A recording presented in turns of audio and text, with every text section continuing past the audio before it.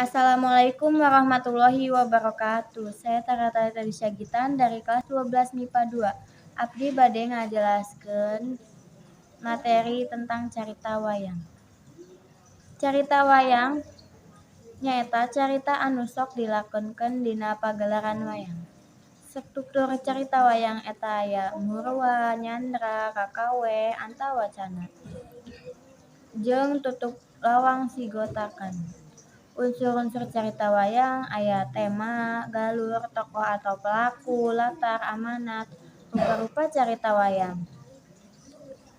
Rupa-rupa carita wayang nyaeta aya wayang gedog, wayang titi, wayang purwa, wayang beber, wayang kruwal, wayang wong, wayang inditik, wayang golek.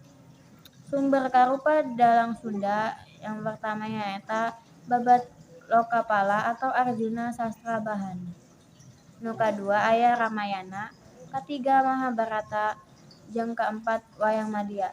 Sekian dari saya, kurang lebihnya mohon dimaafkan. Wassalamualaikum warahmatullahi wabarakatuh.